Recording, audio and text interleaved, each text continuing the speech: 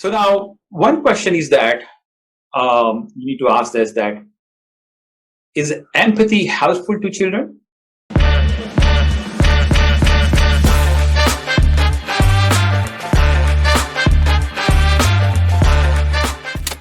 The answer is obviously yes.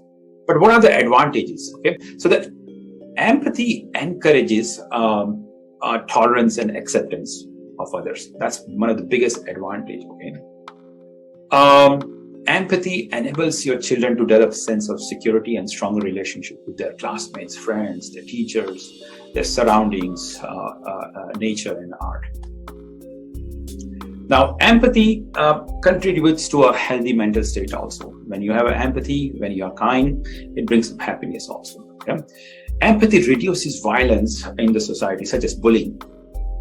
When you respect others, when you understand other person's feeling, it reduces bullying and promoting peace and harmony in society. Okay?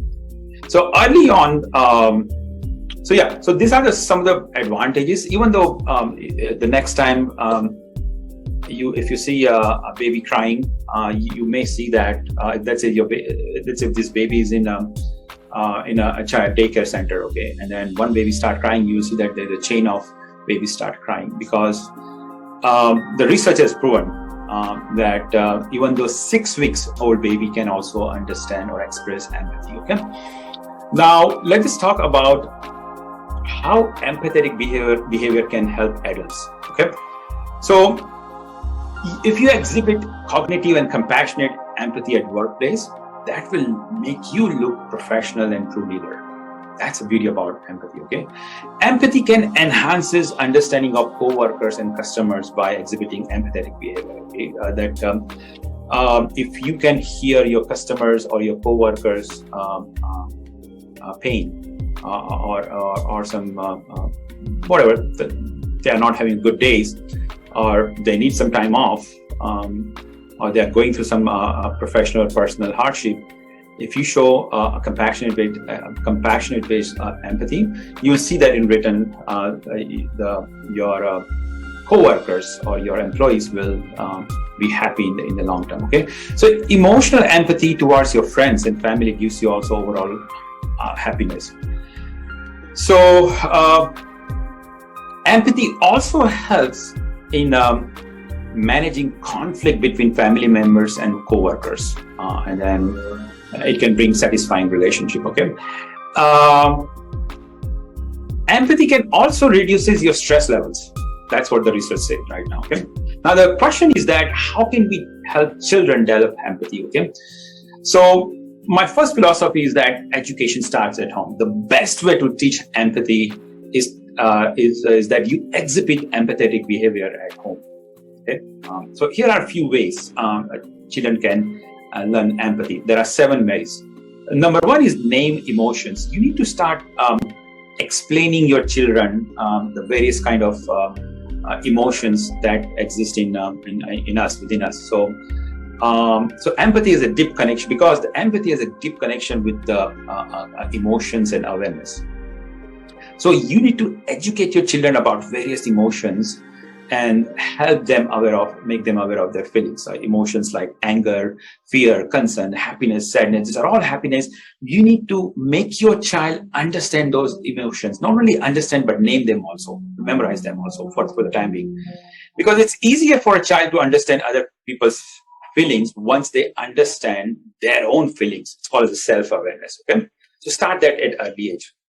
Number 2 is that you can exhibit, as a parent or caretaker, you can exhibit practicing a positive parenting. Okay, look, children are inherently relationship-seeking person.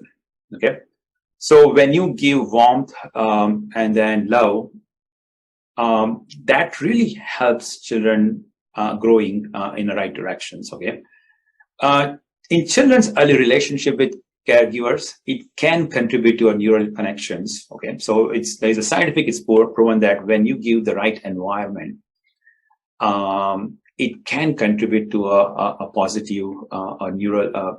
Your mind can grow in the directions where you can develop some empathy also. So long term, And this is true based on national scientific councils.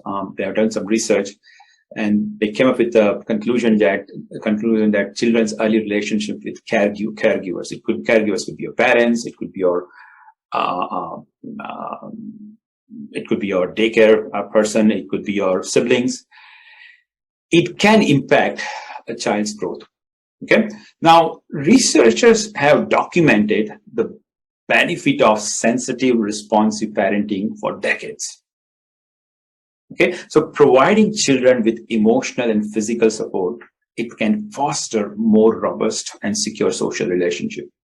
So in a safe environment, when a child sees a person who needs, exhibiting sympathy or empathy, or both, okay, they are likely to learn about that, and they will try to imitate that. Okay, so again, positive parenting is very important, right? For teaching empathy to your child. Okay, number 3 is that teach kids how to cope up with the negative emotions. Okay, it's not that adults, they have negative emotions. Children will have it in their early age also. So children with better ability to regulate their negative emotion tend to display more empathetic concern for others. Okay, so providing kids with emotional coaching, it makes sense.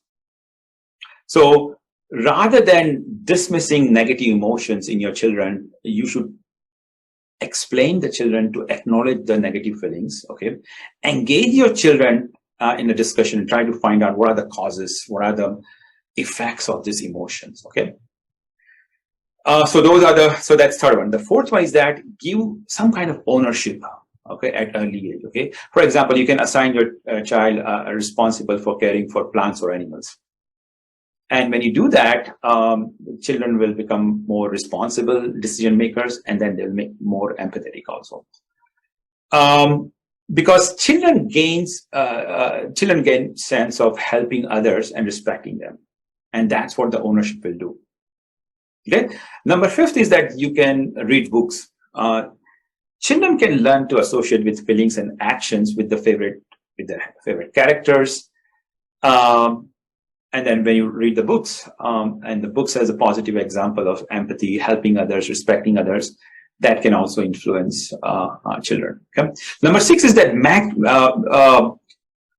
again, this is something I've read everywhere, that you can make animals as your friends. Okay, so what happens in early childhood, children cannot fully differentiate self from others, or they cannot differentiate reality versus fantasy. So they are kind of uniquely capable of empathizing with the animals. Because for this reason, cultivating relationship with animals, it could be real or imagined one, doesn't matter. But it's one of the best way to foster empathy. Okay, so in this way, pretending to be an animal not only foster perspective taking, but it also transfer animal into friends and connecting children profoundly with other species, right? So again, this is a proven that work with animals. Okay. Number 7, the last one is that you can develop the habit of listening and observing more. You can teach children to be a good listener. Okay, because cognitive empathy is based on observations, okay, considerations and understanding of human interactions.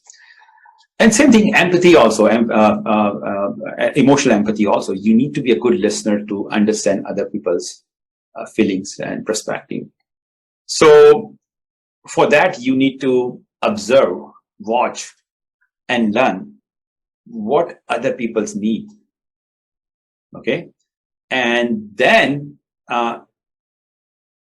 children can put themselves and they can imagine, okay, what imagine, I mean, that's what empathy is, nothing but put yourself in other people's shoes, right?